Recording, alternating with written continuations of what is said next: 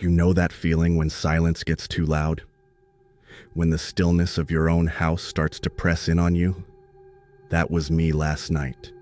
My parents were out of town, and I had the place to myself for the weekend. Just me, snacks, and a horror movie marathon. I was hyped until around 1 a.m. That's when things got weird. I had just finished watching Hereditary, bad idea by the way, and I was heading up to my room. Every light in the house was off except the one in the upstairs hallway. As I climbed the stairs, I heard it, a footstep, behind me. I froze mid-step, not the creak of an old house, not the wind, a distinct, soft thump on the wooden floor, like someone stepping carefully, deliberately. I whipped around, nothing, just the dim living room and the black TV screen reflecting my own stupid, wide-eyed face. Okay, I muttered, forcing a laugh. I'm just jumpy, that's it. I went up, closed the door, locked it. At 2:12 a.m., I woke up, not because of a nightmare, because I heard something, soft, repeating, tap, tap, tap. It was coming from the hallway. I sat up, heart hammering, and strained to hear. Then, another footstep, slow, deliberate, right outside my door. I grabbed my phone, opened the camera, slid out of bed like a ninja, and tiptoed to the door. I didn't open it. I pressed my phone camera under the gap, screen facing outward, hit record, 30 seconds, silence, then movement, not a shadow, not a trick of light, bare feet, pale, dirty, just walking past. My stomach dropped. I almost screamed. I backed away, grabbed the lamp from my nightstand like a weapon, and just stood there, whispering, "What the hell was that?" I called the cops. Told them someone was in the house. They showed up fast, checked every room, every closet. Nothing. Doors were locked, windows shut. They said maybe I imagined it. Right. Sure. That's what I wanted to hear at 3 a.m. after filming someone's damn feet walking past my door. They left, and I couldn't sleep. I kept the lights on, laid on my bed with that lamp still clutched in my hand. It was quiet. Too quiet. Until 4:09 a.m. My phone buzzed. A message from a number I didn't recognize. No text, just a video. My video. The one I had filmed under the door, except it wasn't from my perspective. It was from outside the room. The camera was low, angled up, watching me as I pressed my phone under the door. I stared at the screen, my own terrified face looking under the door, completely unaware of the camera filming me. I dropped the phone, ran to the door, threw it open. No one, just the hallway. But now, something was different. The light I had left on was off. And the smell, rotten, wet, like mildew and meat left out too long. I turned to run back into my room and stopped. The closet door was open. I never leave my closet open, ever. But now it stood ajar, just a crack, like someone forgot to close it all the way. I stood frozen, lamp still in hand, then, slowly, the door creaked wider.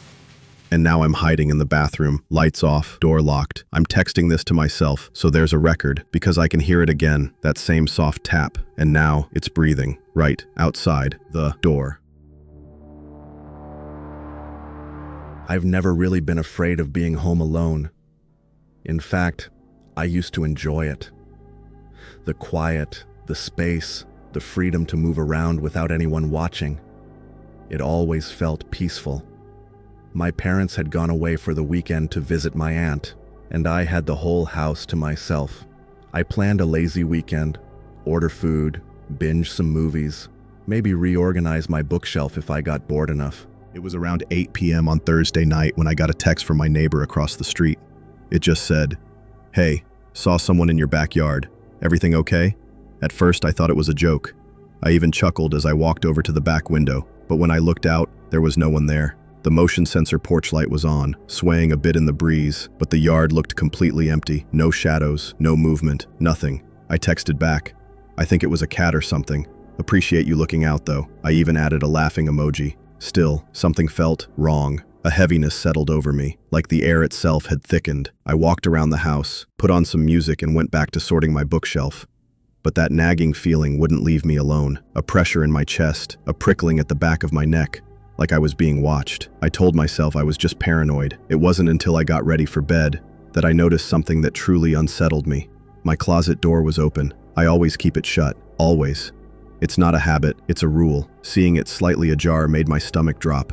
I walked over slowly, nudged it open with my foot. Just close.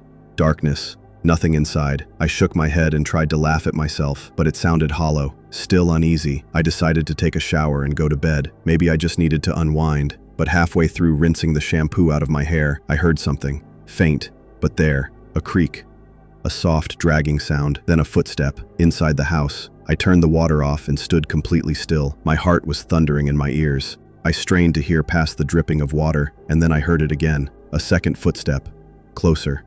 I stepped out of the shower as quietly as I could, wrapped myself in a towel, and pressed my ear to the bathroom door. Silence, a thick, suffocating silence.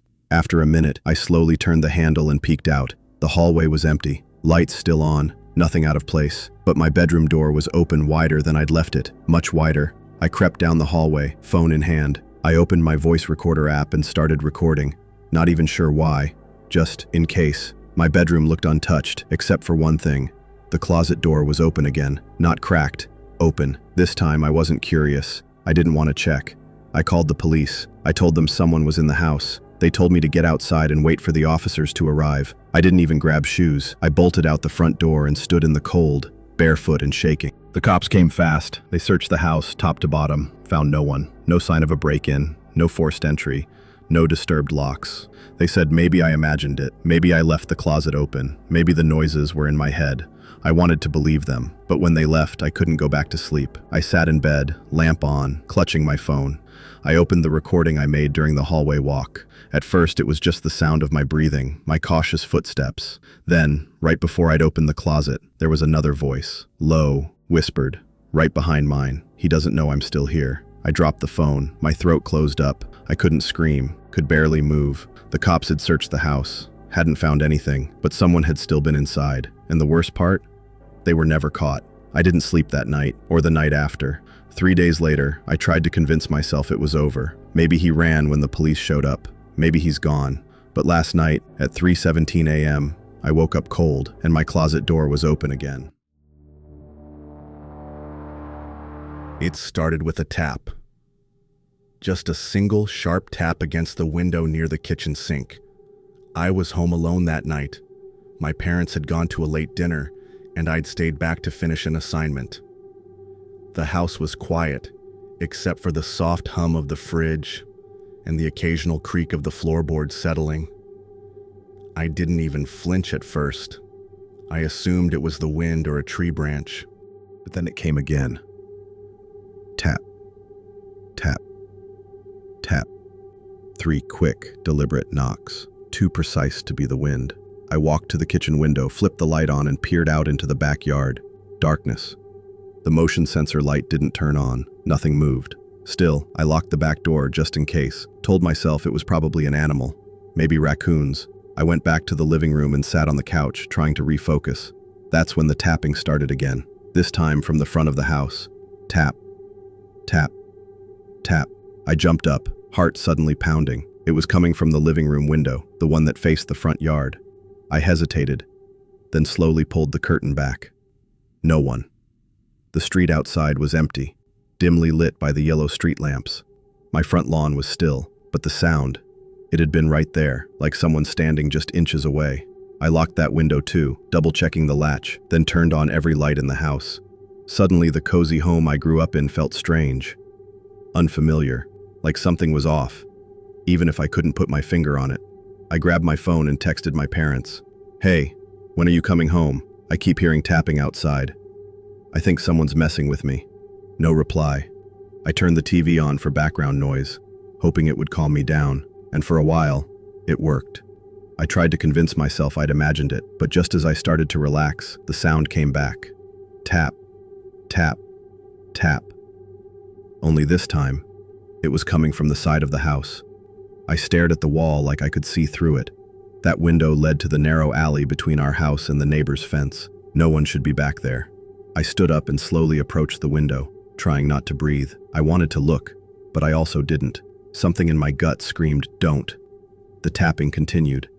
Louder now, faster, urgent. Tap, tap, tap. And then, without warning, crash. The sound of shattering glass exploded through the house. I screamed and dropped to the floor, heart slamming against my ribs. It came from the guest room. The window in there had been smashed. I could hear glass skittering across the floor. And something else. Footsteps. Not heavy ones. Careful, slow, deliberate. I crawled into the hallway, trying to stay low and quiet. I could hear the steps moving through broken glass, getting closer. Whoever it was, they were inside now. I grabbed my phone with trembling fingers and dialed 911. My voice shook as I whispered what was happening. The dispatcher told me to stay on the line, to stay hidden, that officers were on their way. I ducked into the downstairs bathroom and locked the door. Sat on the hand clamped over my mouth. Outside, I could hear them moving, room to room, slowly, like they were searching. I don't know how long I sat there. Time warped. The only thing I could hear was my heartbeat and the slow creak of the floorboards. Then, nothing. Silence, for what felt like forever. Eventually, I heard a voice call out, "Police, is anyone inside?" They found me minutes later, still locked in the bathroom, clutching the phone to my ear. The intruder was gone, back window shattered, footprints in the glass and mud, but nothing taken, nothing touched. It was like they weren't there to steal. They just wanted in. Later, the officers told me something that made my stomach turn. The tapping? That wasn't just someone playing a prank. They were testing the windows, checking to see which ones were locked. Only one wasn't, the guest room. If you made it this far, let us know which one spooked you the most. Don't forget to like and subscribe for more, or else who knows, you might just be who the next story is about.